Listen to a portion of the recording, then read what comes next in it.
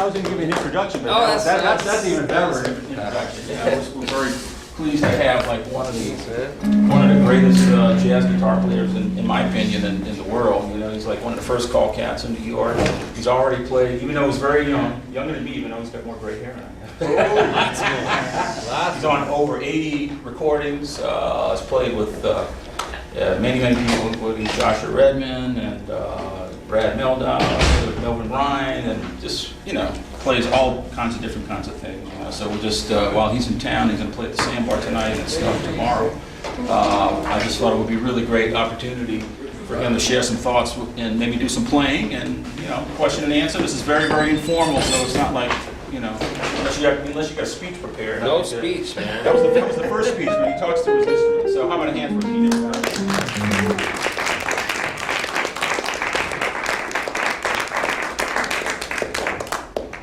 It's a lot. Yeah. Just thinking about the weather. Even thinking of the seasons. Yeah, fall here isn't really so. It still feels like summer. It's relaxed and everything. But anyway, I was just messing around with the Autumn Nocturne. Autumn Nocturne, that's what's called. Seasonal number. Wow. Well, we heard you play something solo, man. You want to play with the band or play? Yeah. Who You wants want to to play one, man? Yeah, sure. Yeah, let's play it. Let's play it. Double guitars. This is the last time we were together. Yeah, man.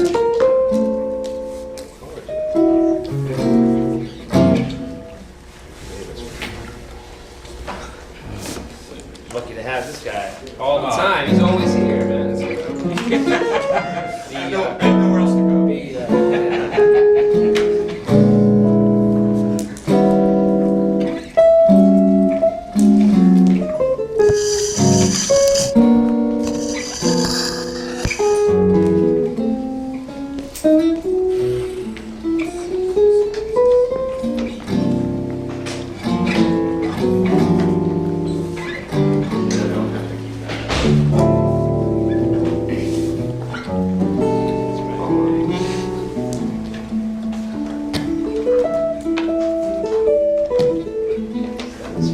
don't know how to last thing,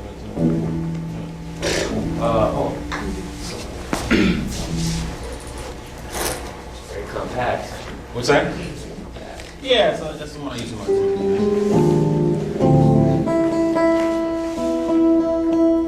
Just do the tune up.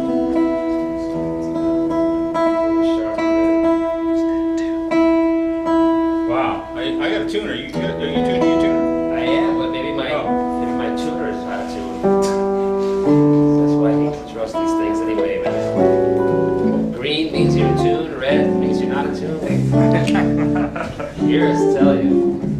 Actually, if I have any speech at all, that's my only speech. It's like once a day, tune your guitar, or it doesn't apply. Weld it. Doesn't apply to pianos or.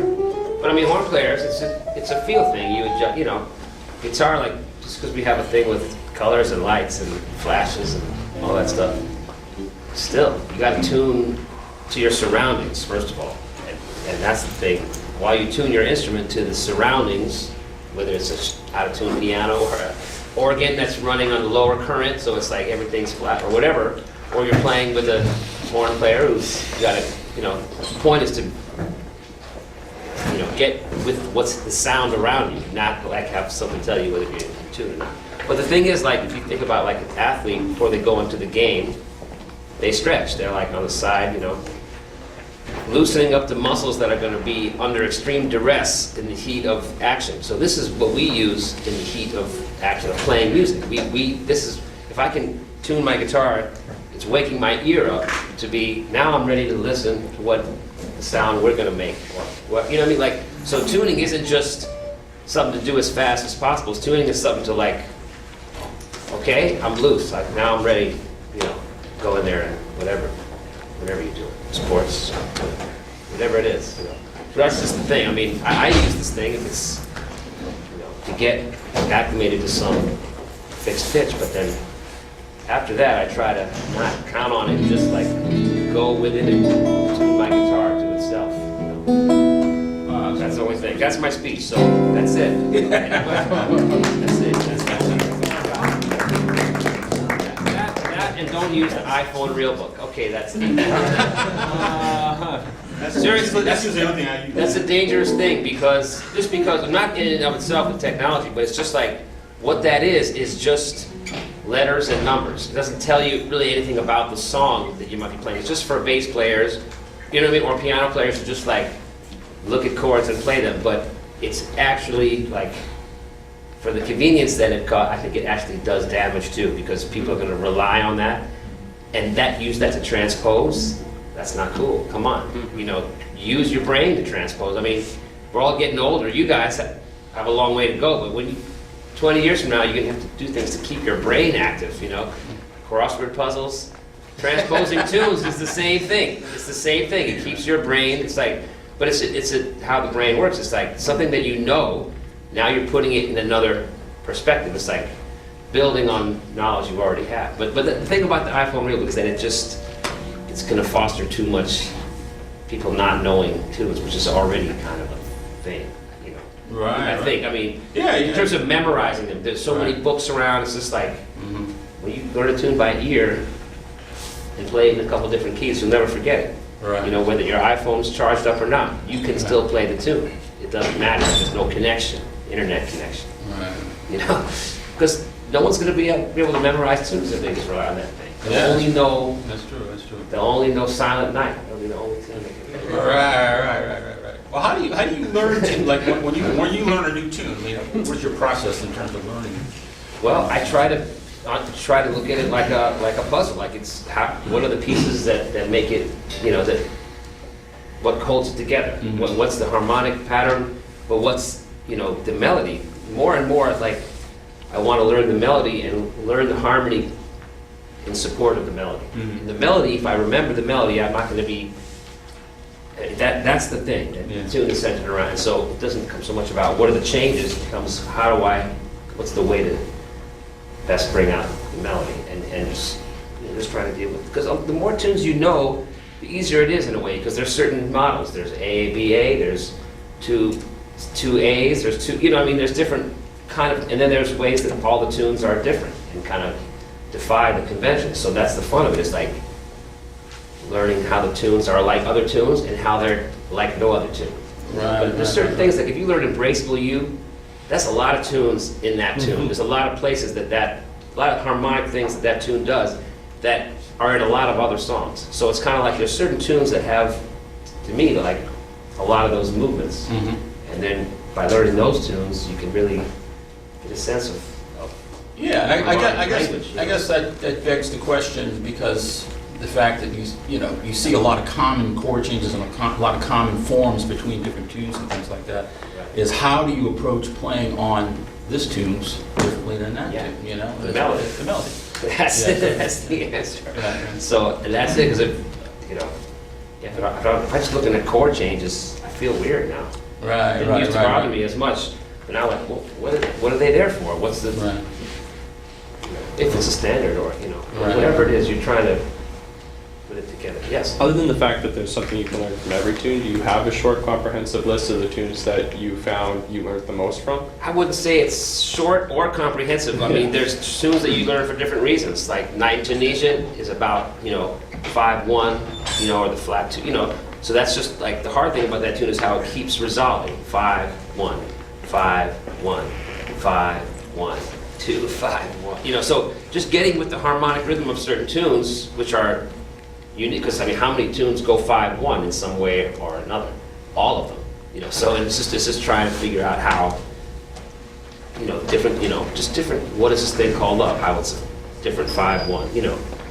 5-1 and it ends in the key of, say you're in C, and then the first chord is C7. So just that's something special about that tune and. Just different tunes for different things. Blues, of course, and then variations on blues, and I got rhythm. Forms, it's like basic forms. And then there's oddities, like stablemates or something like that, which has a lot of movement, but then it has odd bar lengths and more freer. But still, think about that tune. I can always tell if someone's playing on that tune if they know the melody or if they're just learning the chords, because it's all about the relationship. So. The more I play and improvise on tunes with melodies, the more I feel like I need to know the melody. Otherwise, it's a level of jive. Or just randomness. Another thing is like if you have to play randomly, not randomly, but just make up your own melodies on chords. What is your reservoir source of material? That you draw from songs, not just the phrases, but the idea of how a song develops a phrase. Like the tune starts like this, and then it goes wherever it goes, but it's about how that one first phrase is developed. And that's what you do when you improvise. You play something, and it's like, okay, that's the theme. Go from there.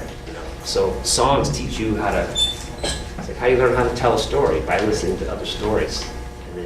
I mean, it's like the form of a story. Whatever. Anyway, I'm talking too much. No, coffee. Beautiful. Coffee here is too good, man. Yeah, no, I You know Janine? Sure. Yeah, let's try that one. All right. Hey, fine. Yeah. Okay. I'm still out of tune, but that's all right. A flat minor.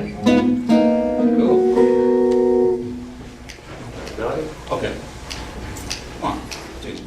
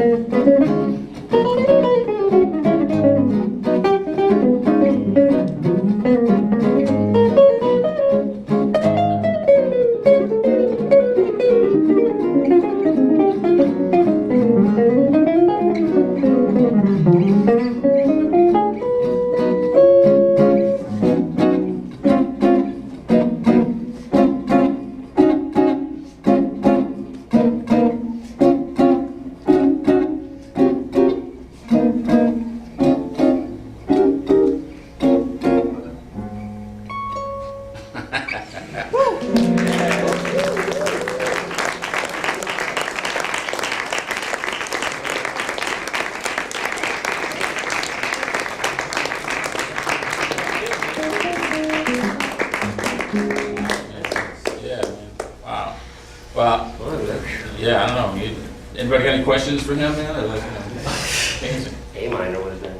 A minor better. Yeah. I got a difference on guitar. Yeah. You do an A minor? No, never. That's amazing. Come on, man. Yeah. Yeah, you have such a way of, well, talk about the way, to me, you know, the thing that's so impressive about you is you're so spontaneous. You know what I mean? Like you just make this stuff up so quickly on the top of your head, you know? What's going through your head when you improvise? Boy, I don't. I mean, Hopefully you know, nothing. are you hearing phrases right before you play it? I mean, what you know? I think it's how's just the like language. flow? I think it's just like language. You know, you might have an idea of what you want to say when you start talking, but as you start talking, other things pop into your head, or you find a way to. It's just about what are you trying to say, and to me, the hardest thing about improvising is like staying on the topic. It's like that's, I mean, not something we need to do when we're just having a conversation with a friend. You know, we might talk, we might end up here, talk about here. How do we end up talking about this? That's okay, because you don't feel those abrupt things, but it's almost like with music you have to do that, but you really are, it's more of a discipline of like staying on the topic of the song to me, and it's kind of just like, can I make what I'm doing relevant to some kind of structure that's not just something that, oh, that's this chord so I can play this. But I want hopefully to have some sense of Continuity, right? yeah. I mean, it's a cliche. They say Ideas, tell a yeah. story. They say tell a story. You know, it's a cliche, but that's kind of what you're doing. You know, whatever it is, you know, whatever the medium, you're telling a story. So there's many different ways to do that, but on some level, I'm trying to. When I practice, I practice. Well, I mean, I practice whatever I can, but when I actually practice improvising, I'm trying to like just stay with an idea. Just practice not letting go, even longer than you might, you know, in public. You know, where something might kick in and say, okay, that's enough of that. Try it, or you know, you can get kind of just.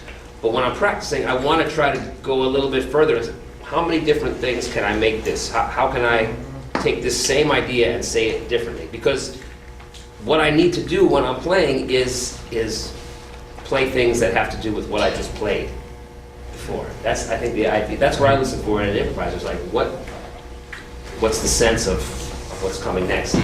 Like, to me, the greatest souls, like, you don't see it, you don't hear it coming, but then once it's there, like, of course, that's an inevitable thing that had to have been played. There's a certain sense of like, and that's just the conviction of the player, I think. You know, it's like, that's what conviction is. Like, I'm gonna play this, and it's right, because, you know, but that can't just only be the conviction of the player. Also, there is some sense of like, because you can be really convinced about playing some seriously wrong stuff. You know, it's also like, you're adhering to some sense of, we're talking about something, not just, you know, stay on the topic. You know, write a story about this, write a poem about this, make a painting about this. What's the this? You know, if there's something that you're trying to continue or develop, cool. It can be anything. It's more about the craft of trying to develop something than coming up with, I'm going to find some bad stuff to play on F7. So every time F7 comes, Right. I'll be cool. Yeah, right. It's more of like, it's just like, I want to play a tune with a lot of F7s, so I can, you know, it's more just like, it's the craft of like, I mean, when you play something, when you play first phrase of your solo, that's what you play. It's almost like a turd, right? That's it. That came out of you. Now polish it. You know what I mean? Like, that's what it is. The craft of polishing a turd. You know, it's a terrible image, I'm sorry, but it's like, that's kind of what you're trying to do. It doesn't matter what it is. It matters how you kind of, not train yourself, but learn how to develop ideas. So that's what it's about for me. And I try to find cool stuff to play on F7 too. Don't get me wrong. You know, I mean, that's part of, you know, well, what is it? Yeah. Over time, have you developed some specific exercises for dealing with that in your own practice time? No. Do you just do it based on what's going on that day? And The exercise is, well, not for me, the exercise, because you mentioned learning a new tune. If I can really do it, like the exercise is to learn the tune and play the melody of the tune until you're bored of it. okay. And that should be your motivation to start messing with it. Like, but not, you know, attention deficit disorder where you're bored of the tune by the time you get to the last 8. I'm talking about play the tune 50 times. Like, just really get the melody in your system until finally you feel like, okay, I'm going to start changing a few things around. Because that's the whole thing of what, that's the basis of what we're trying to do, you know. So that's the exercise. Play the melody, you know, get inside the tune, you know. So, Yeah, I mean, besides just the way you practice, do you find that there are kind of things you do in your everyday life or in like your development as an artist to kind of strive for that level of clarity? Maybe in other ways that you express yourself other than music? Like, is it much of a crossover?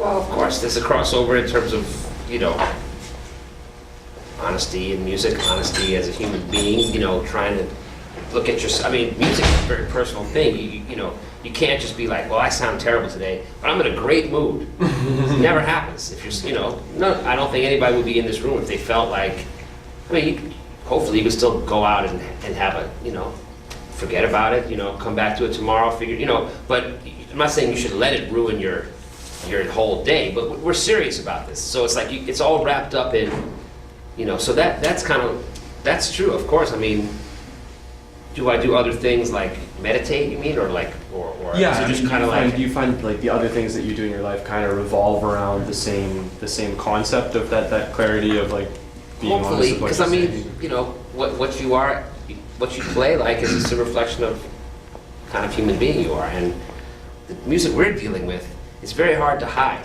because it's really about being spontaneous. So it's really like, just like you have to be spontaneous to whatever life throws at you, whether it's this day or this year or something, you know, like, that's it. That's I mean, improvising is life. You don't wake up and say, I know everything I'm going to do today. There's no margin for improvisation or, you know, even any kind of noodling or embellishment at all. This day is like, you know, no one lives like that. You're always running, things are happening spontaneously and you're reacting to them. So the study of how to be a spontaneous musician is like the same thing with an instrument of how to get along in the world, how to put out positivity, but how to, you know, be aware of all the things you could possibly be aware of. And, you know, I mean, all the things you want to be as a person, I think you want to be as a musician, right?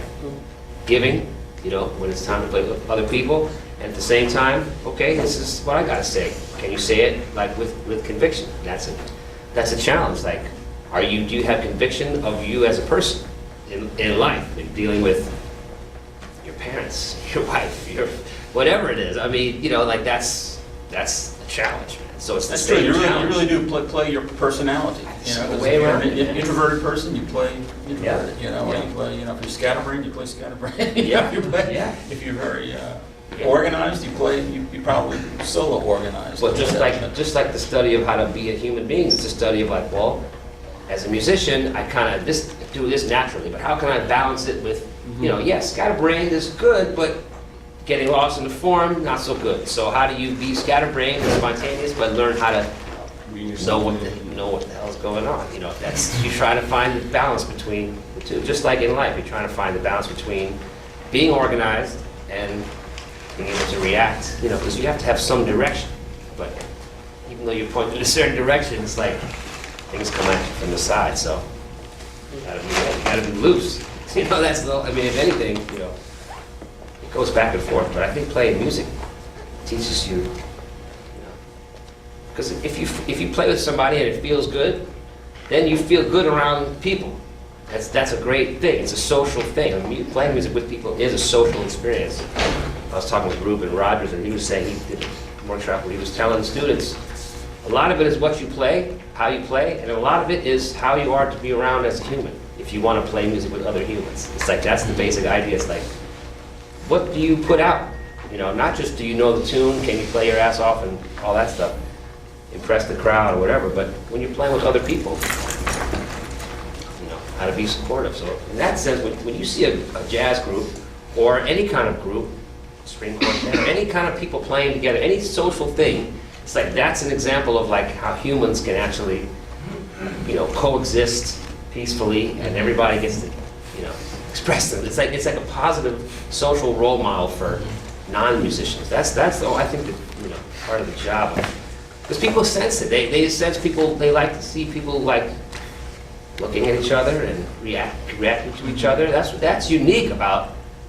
You don't get that from, you know, a pop show with like lasers and stuff. You just don't. It's a different experience. So, you know, that's what. Plus, if you're going to go on the road with a group of musicians, man, you don't want to have bad relationships with Well, absolutely, that's part I've been in a couple of situations like that. It really makes life horrible, you know. So it's like, you know, you learn how to become a better human and how to treat people Totally. the way you want to be treated. You know. Cool. Yeah. I'll let you ramble. I had another question. Yeah, how do you like stay inspired to practice? I mean, you've been doing this for a while. Like, what keeps you like wanting to keep going back into the shed and like? Well, wanting to go back in the shed is more of a thing than actually being able to do it. I have 2 kids, and time is hard to find to practice. Be like, I want to practice today. It's more like I got an hour to learn this music because I gotta look at it before the gig. You know, like that's kind of the reality of it. What keeps me inspired to do that is to actually make the gig, because I have this family I told you about, we need to eat and stuff like that. So that's the inspiration of like, keep going, man, or what, you know, and so that's enough. But yeah, I do appreciate that I might have, you know, 3 gigs in a week. They might be totally different with different people. Even if we might be even playing some of the same tunes, there'd be different dynamic, different sound situation. So I appreciate that going to work is not always the same thing, you know. And so that's great, because then you can, you know, really like, you know, appreciate that experience for what it is, and you know. But playing lots of gigs is not the same as, I mean, it's not the same, you don't get the same out of shedding, you know? No, It's you like gotta two practice separate things, it. Yeah, and if I only get 20 minutes to look at the music as opposed to that hour that I know I really needed, I feel a way that I don't want to feel going to the gig, which is unprepared. And in general, like, I like to be able to practice just to get connected with my instrument and start. I wouldn't have stumbled upon that if I wasn't actually picking the thing up and playing it. So that's the reason, you know, to pick it up. So you never know what you're gonna find, you know, and just start playing something or start playing nothing, you know. And I appreciate that. And so not being able to do that, that's a lot more attractive to me now than just like, let's just pick it up and play. And since I've been playing some gigs in the last few years, solo guitar, that's something you can actually practice by yourself, which is like, okay, I got 20 minutes, I'm just gonna play, I'll just play 20 minutes of solo guitar. Because if I can do that, then if I have to play an hour, it's like training a little bit. You know, you just go ahead and just play it. You know, just do it like for real though, not stopping and messing around. So I appreciate all different kinds of practice. Like I could, okay, I'm gonna take this 20 minutes and just play a couple tunes, or I'm gonna just noodle around. I mean, it's all good. You know, it's all important to just be playing your instrument and looking for things. We talk a lot about in this class about ear training and things of that nature, you know, transcribing, things like that, or whatever. You know, talk about your experience and the importance of that. Hearing things at different tempos, you know, and hearing things, you know. Yeah. I mean, what have you done other than transcribing? I guess you probably spent a lot of time listening to records. Yeah, I did most of my transcribing from record to the instrument. I didn't write. I wasn't really diligent about writing things down, unless it was kind of like an assignment. But I got a lot out of it. Every time I did it, I'm just too lazy to pick up a pencil in my hand and write the whole solo out. I'll just try to learn it. Right. So, but that's important, and I think also, besides just lifting solos and phrases that the soloist is doing on top, it's important for people to hear, horn players, everybody, but hear what's going on in the music, not just the solo. What's the piano player doing? What's the voicing?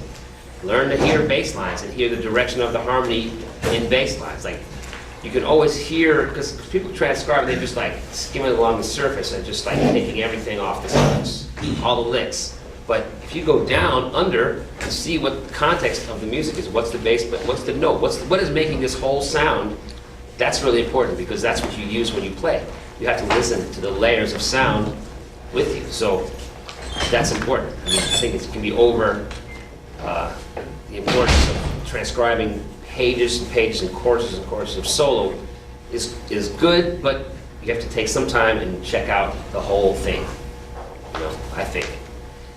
You think it's better to, rather than transcribing, I mean, that's become sort of an academic thing where we transcribe entire solos and stuff like that. Do you think it's more beneficial to transcribe phrases and then try to learn how to improvise with the phrases? Totally. That's a big thing. I mean, I think it's important to not just be able to play the phrases on your instrument without understanding. That's like what I hear. I didn't know this, but a lot of classical musicians, if they're prodigies and they're playing the instrument incredibly from the age of 3, they play the instrument, they play the notes, but they don't really understand the harmony involved in what they're playing. So I would just think that's the interpretation of a piece would be affected by understanding what's going on and how you hear it, you know. So, because the guy who wrote it heard it, so that's, you know, that's kind of like, you must have heard it. So you have to learn it, you have to know the music involved. So that's, to me, that's, you know, you can learn 18 Sonny Stitt solos, but take 8 bars and really figure out what he's doing, and that the whole thing is a whole secret to how to play through these changes is unlocked by just looking at really what the relationship of the line to the chord is. Then it's like, okay, now you make phrases from those phrases. You know, it's just like you're learning how to be a poet. You have to learn synonyms. You have to learn many ways of saying the same thing. How can you spin off this idea and have it be the same thing? But so that's really, I think, helps you more as an improviser as opposed to helps you as a student of somebody's style. I mean, that's important. You know, if you're going to study someone's style, yeah, you learn a couple of their solos. It's an academic endeavor, but how it affects you as an improviser is to learn a small part of it and understand what it is so that you can make variations. Then you make variations from your variations. Then you make variations from someone else's variation on one of your, something that you know, like, the whole point is like we're trying to learn how to generate phrases, how to produce, you know, ideas. So that to me the thing is the thing I think about another thing is just thinking of phrases, you know what I mean? Like Yeah. trying to make variations, you know, because a lot of times we practice things and it's just all by rote, and you play Talking the is same hard. thing, you know. So Talking is hard. Having an idea and expressing it is hard. This is not an easy thing that we're trying to do, and we're also doing it, you know, in extreme difficulty, like, you know, you know, like, tempos, you know, crazy keys, you know, whatever. I mean, like complex harmonic things that you have to, you know. So there's like a lot of, it's a complicated game, you know. But to me, it's just like you have to think about all those classical musicians that they learn pieces and they have to play them. I would think the whole fun of it would be to understand the music and everything, but still, they're some of the, and symphony orchestras are full of the best musicians in the world on their instrument. But they still have, their gig is playing music that people put in front of them. You know, that's great, but we can make up our own notes. That's a privilege. I mean, so what do you do with that privilege and that freedom? You know, it comes with responsibility too. You have to know what you're improvising on. The more you're a guy of like, I'm just taking my privilege to play whatever I want, to play the same thing every time F7 comes along, regardless of the context of it, you're abusing that privilege. Someone should give you some music to play that makes some sense instead. You know what I'm saying? Like, think about like when you improvise, it's like it's a chance to make something that's a composition that has some kind of structure, some kind of. So transcribing and learning how other people did that is part of it, just like learning songs is part of it. I think the ultimate goal is to have to learn things like, it can't be dutiful, like I have to learn 10 Michael Brecker solos. What are you getting out of 8 bars, first of all? Figure that out first, and then, you know, because I hear people transcribing things that are way beyond you know, so it's kind of like, it's like start, you know, it's about transcribe a tune, you know, just learn a tune from a recording, just a tune, just Sinatra. Learn the melody that Frank sings, learn kind of what the orchestration is doing, and that is teaching you to listen on a different level. It's like, oh, that's an oboe. What's the oboe doing? Oh, it's coming down from the 9 to the flat 9. That'll teach you some more about music than that, you know, 30th Pat Martino solo that you're transcribing. I mean, you have to listen, you have to put your ears in another context and say, listen to this, you know, taste this, you know, and that's part of your training too. It's not the same, because it gets easier. I mean, after 5 Pat Martino solos, the next 25 are going to be much easier to do. So challenge yourself. Take 4 bars of Mozart and see what's going on in that. You know, you can do it. It's on the piano. It's on, you know.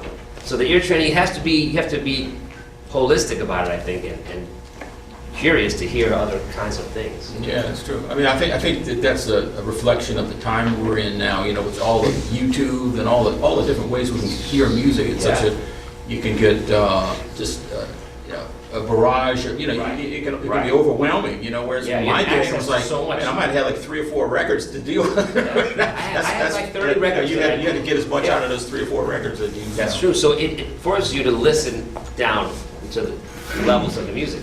Take your favorite record that you've listened to 3 times only, or a new favorite record. Now listen to it. Listen to just the bass. Listen to just the piano. Listen to just the drums and the bass. What are they doing together? You know, try to focus in on certain areas of the. I mean, I just think it's, you know, that's ear training too. Not even writing it down, just listening to it, like. And then of course, you know, like, what's going on there? What is this intro that they play? What is that?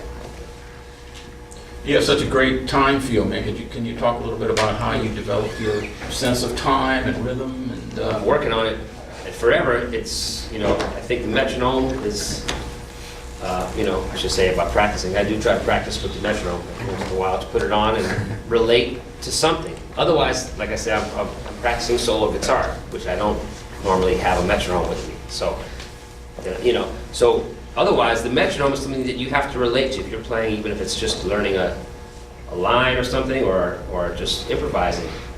It's something to relate to keep you from just playing stuff and, I don't know if I rushed or dragged because it's just out there in air, you know.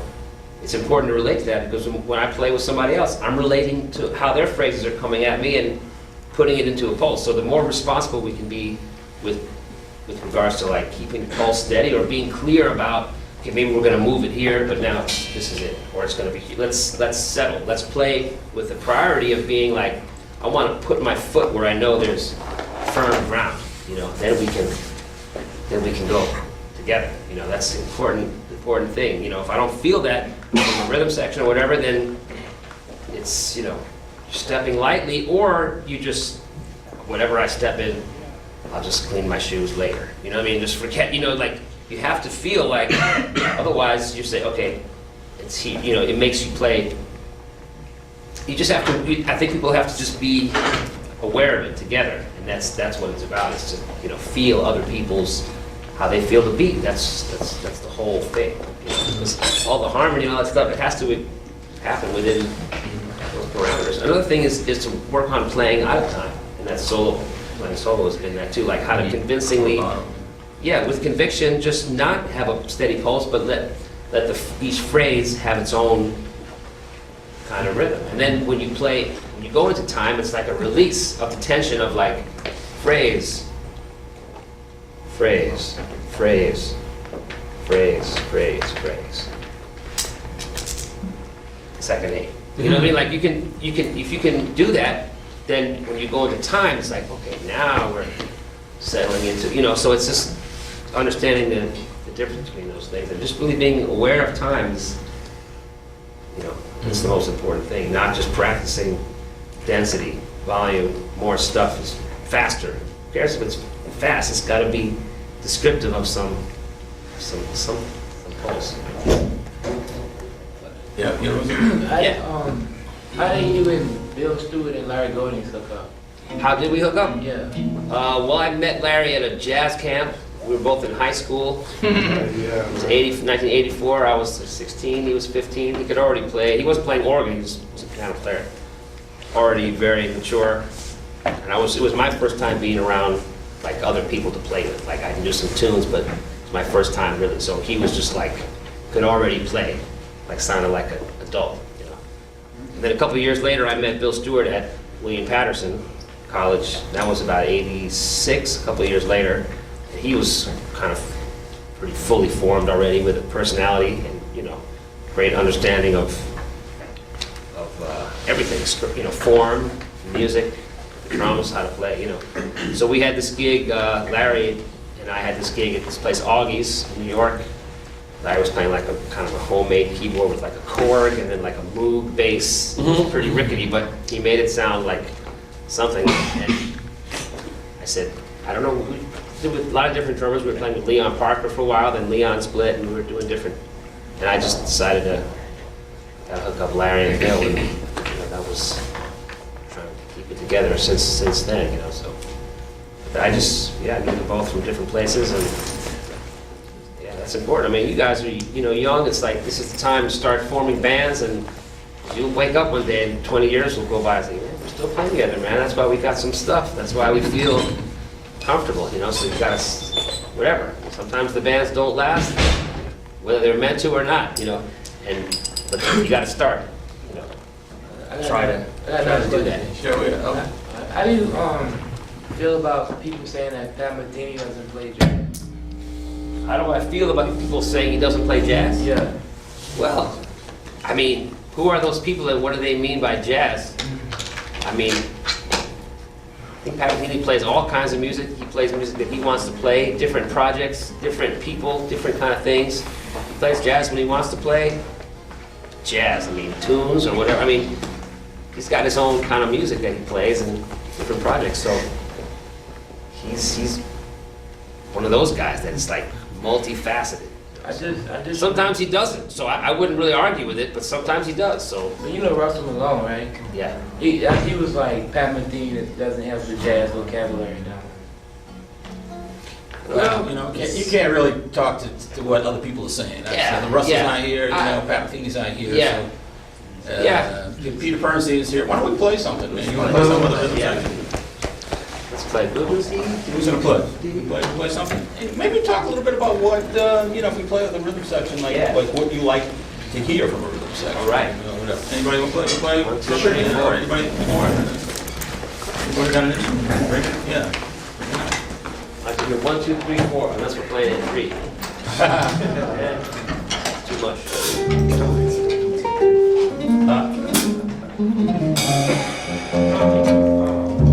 Yeah, you got your special takes, man. Oh, yeah.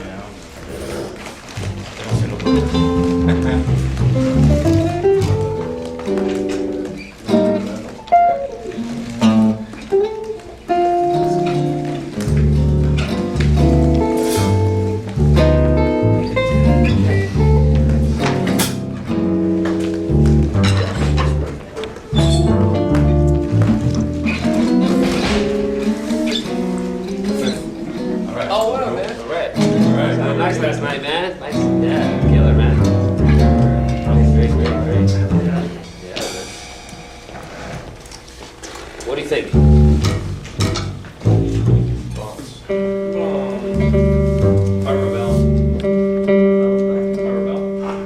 Power Bill.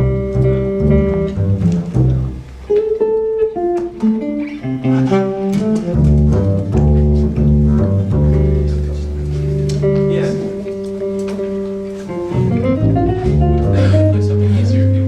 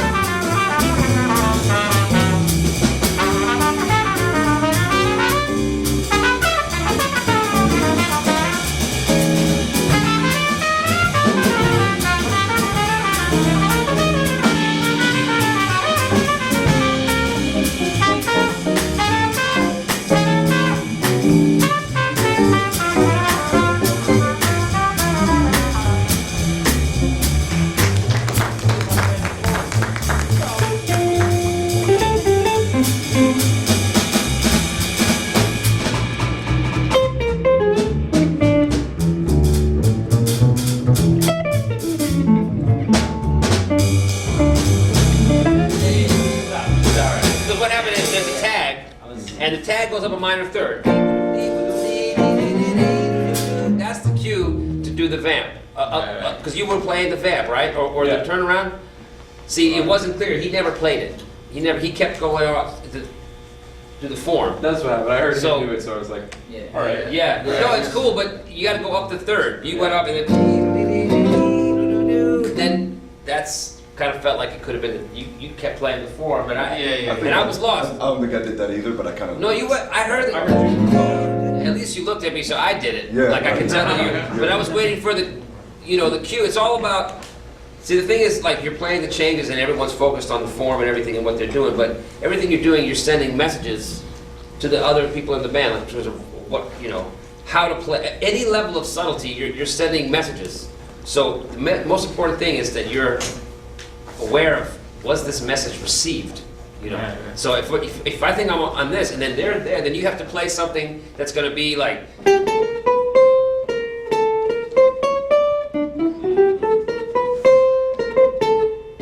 You have to make it really obvious to us that you're trying to go 2, 5, 3, 6. But the whole point of that is that you bring the tune back,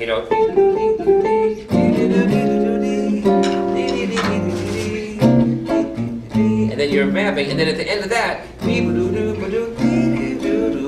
so that it really becomes an extension of the song, and then it brings you to another place, which is a demarcation where the next guy steps in. But the whole point is to, it's almost like, it's so funny, like just playing, it's like so many social things involved in like understanding, like, it's just like social conventions with music. Like, what does it mean if I take my shoes off and put my feet on your coffee table? Like, in some cultures that's completely, other cultures that might be like what you're supposed to do. What's the matter? You don't feel relaxed? Come on, take your shoes off, kick your feet in. Like, it depends where you are. So it's like to understand, and this music is the same thing. It's like there's things that are happening, so you want to be aware of the messages you're sending, and also what's coming back at you from the band. It's all about that. It's all about, but then again, anytime things get funny, the melody will bring us back together. That's the whole thing. So we can get back on track with that, then we can, then we can go from there. But you're playing good. It's just about, if it goes off track, we got to find a way. Doesn't matter who's right. It just matters that we get back together, and that we're, yeah. So it's just, because then some guys goes this way, and some guy, it's not a train anymore. It's just some cars that. It's like that's what it is. Anyway. All right. Should we keep playing or another tune? What do you think? You got time? Yeah. Play something else. Play something else. This I dig of you? Yeah. You're right, yeah. This I dig of you. You guys play that one? Yeah. Want some smoking? Yeah. Too slow. Yeah. Oh, It's basically, well, you'll hear it goes Yeah. to 4. There's two endings on it. yeah.